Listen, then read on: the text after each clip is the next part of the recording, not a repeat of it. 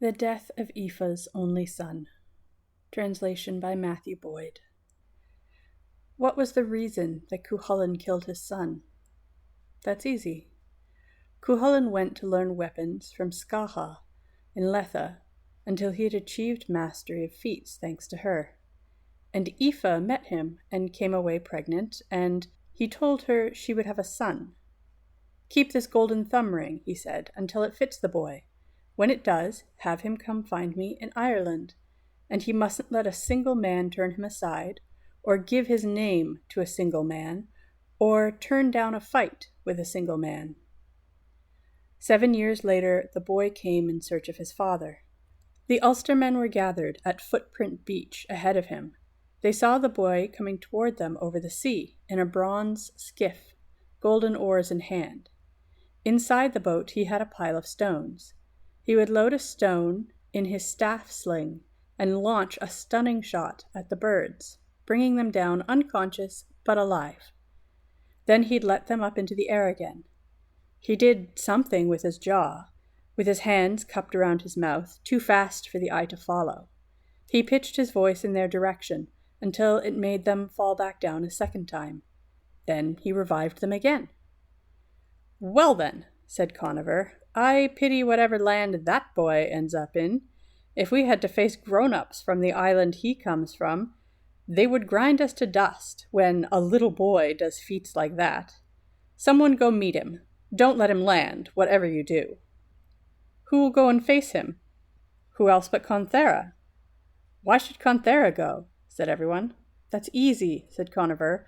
"If a situation calls for tact and eloquence, Conthera is the man for the job." "I'll go meet him," said Conthera. So Conthera went, and meanwhile the boy made it to the beach. "That's far enough, boyo," said Conthera. "Tell us where you're going and who your people are." "I don't give my name to a single man," said the boy, "and I don't stand aside for a single man." "You can't land," said Conthera, "until you give your name." "I'll go where I'm going," said the boy. He turned away. Then Conthera said, "Turn to me, my boy. You're accomplished. You seem to have a promising bloodline. You would be the pride of Ulster's warriors. Keep your little jaws and your little javelins away from the left side of your chariot, and you can use them to build up the warriors of Ulster.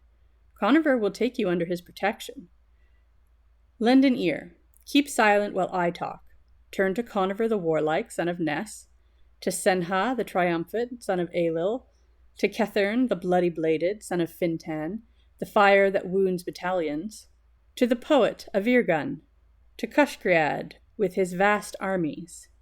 Welcome, Conall Cernach will take you under his protection and treat you to the tales, songs, and laughter of a warrior band.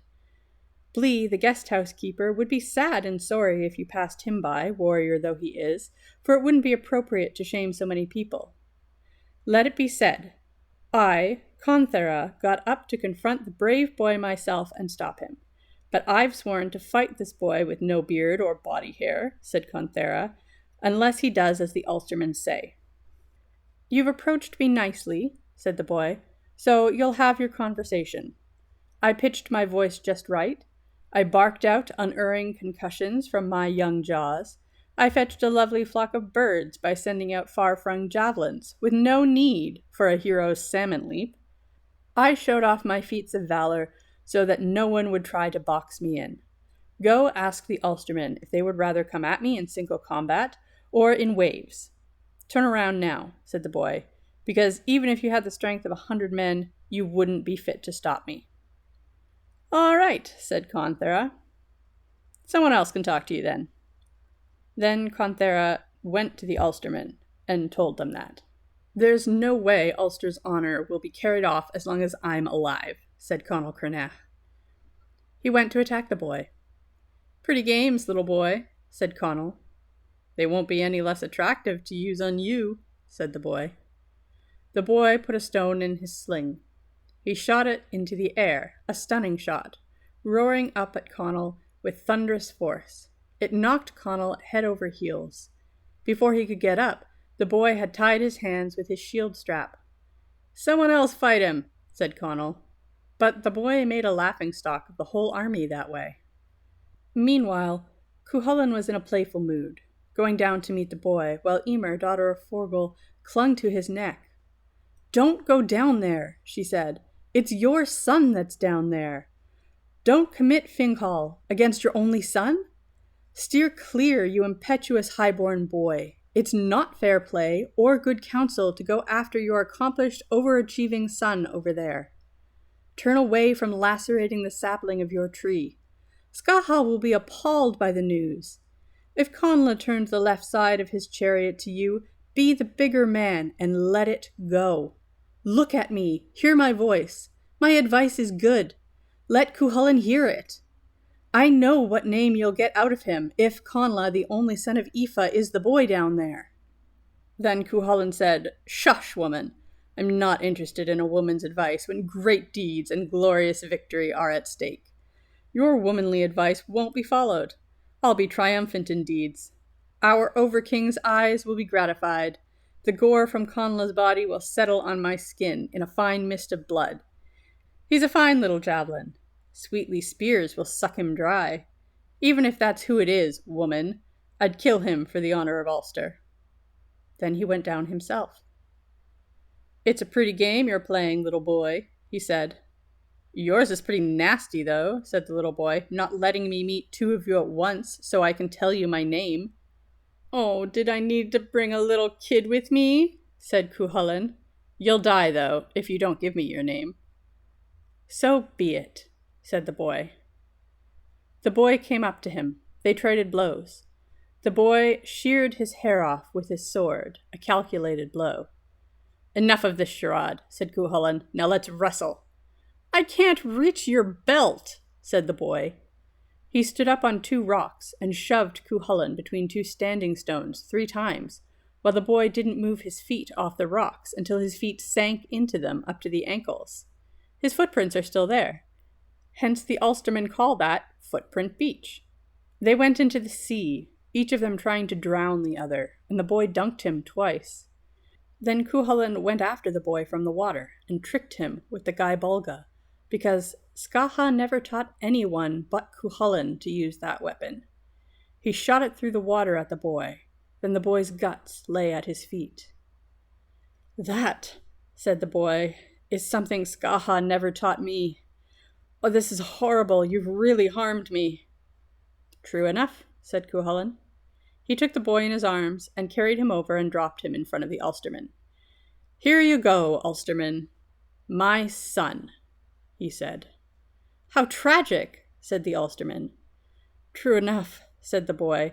"If I'd stayed with you for 5 years, I'd scatter the men of the world before you on every side, and you would rule all the way to Rome. Since this is how it is, introduce me to the famous men here, so I can tell them all goodbye." Then he hugged every man round the neck, one after the other, said goodbye to his father, and, just like that, he died. They cried out for him in mourning. They made him a grave mound and a headstone, and in his memory, for 3 days, the Ulstermen wouldn't let any calf go to its mother.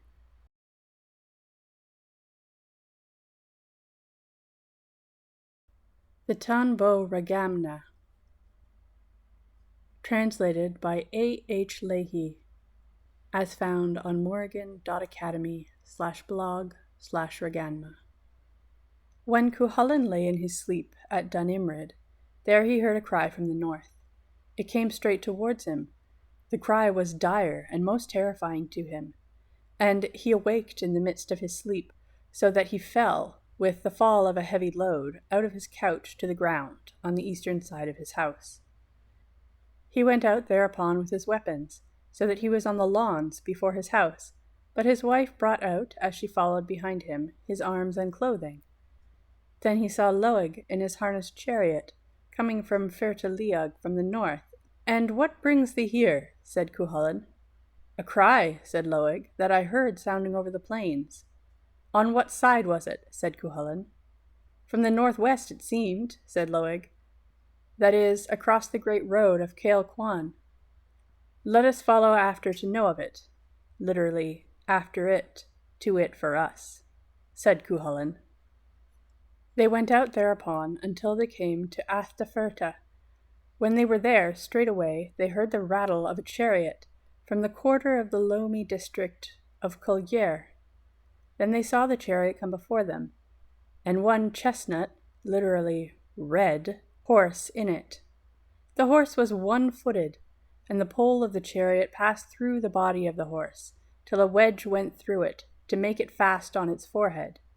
A red woman was in the chariot, and a red mantle about her. She had 2 red eyebrows, and the mantle fell between the 2 ferta of her chariot behind it, till it struck upon the ground behind her. A great man was beside her chariot. A red cloak was upon him, and a forked staff of hazel at his back. He drove a cow in front of him. "That cow is not joyful at being driven by you," said Cuchulainn. "The cow does not belong to you," said the woman. "She is not the cow of any friend or acquaintance of yours." "The cows of Ulster," said Cuchulainn, "are my proper care." "Dost thou give a decision about the cow?" said the woman. "The task is too great to which thy hand is set, O Cuchulainn." "Why is it the woman who answers me?" said Cuchulainn. "Why is it not the man? I did address him, though thyself has answered for him." "Huargeshkio Lurhershkio is his name," said she. "Alas, his name is a wondrous one," said Cuchulainn. "Let it be thyself who answers, since the man answers not. What is thine own name?" said Cuchulainn. "The woman to whom thou speakest," said the man, "is Faber Begbiol Quim dir Folt Skein-Vrach Itskiowath." "Do ye make a fool of me?" cried Cuchulainn. And on that Cuchulainn sprang onto her chariot. He set his 2 feet on her 2 shoulders thereupon, and his spear on the top of her head. "Play not sharp weapons on me." "Name thyself, then, by thy true name," said Cuchulainn. "Depart from me, then," she said. "I am a female satirist, in truth," she said, "and he is Der Macfiatna from Culnia. I have brought the cows as fee for a master poem."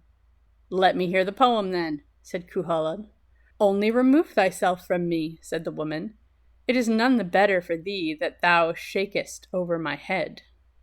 Thereupon he left her until he was between the 2 poles of her chariot, and she sang to him. Cuchulainn threw a spring at her chariot, and he saw not the horse, nor the woman, nor the chariot, nor the man, nor the cow. Then he saw that she had become a black bird upon a branch near to him. "A dangerous woman thou art," said Cuchulainn. "Henceforward," said the woman, "this clay land shall be called Dwylid, or of evil.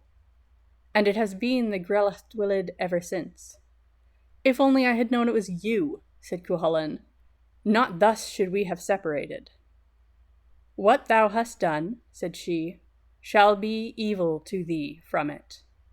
"Thou hast no power against me," said Cuchulainn. "I have power indeed," said the woman. "It is at the guarding of thy death that I am, and I shall be," said she. "I brought this cow out of the fairy mound of Crúdhaun, that she might breed by the black bull of Culnia, that is, the bull of Der Me Fiachna. It is up to that time thou art in life, so long as the calf which is in this cow's body is a yearling, and it is this that shall lead to the Táin Bo Cúalnge." "I shall myself be all the more glorious for that Táin," said Cuchulainn. "I shall slay their warriors. I shall break their great hosts. I shall be survivor of the Táin." "In what way canst thou do this?" said the woman. "For when thou art in combat against a man of equal strength to thee, equally rich in victories, thine equal in feats, equally fierce, equally untiring, equally noble, equally brave, equally great with thee, I will be an eel, and I will draw a noose about thy feet in the ford, so that it will be a great unequal war for thee." "I swear to the God that the Ulstermen swear by," said Cuchulainn, "I will break thee against a green stone of the ford, and thou shalt have no healing from me if thou leavest me not." "I will in truth be a grey wolf against thee," said she, and I will strip a stripe from thee from thy right hand, till it extends to thy left. I will beat thee from me, said he, with the spear, till thy left or thy right eye bursts from thy head, and thou shalt never have healing from me, if thou leavest me not. I shall in truth, said she, be for 3 as a white heifer with red ears, and I will go into a lake near the ford in which thou art in combat against a man who is thine equal in feats, and 100 white red-eared cows shall be behind me, and truth of men shall on that day be tested, and they shall take thy head from thee. I will cast at thee with a cast of my sling, said Cuchulainn, so as to break either thy left or thy right leg from under thee, and thou shalt have no help from me, if thou leavest me not. They separated, and Cuchulainn went back to Dunimrid, and the Morrigan with her cow to the fairy mound of Cruachan, so that this tale is a prelude to the Táin Bo Cúailnge.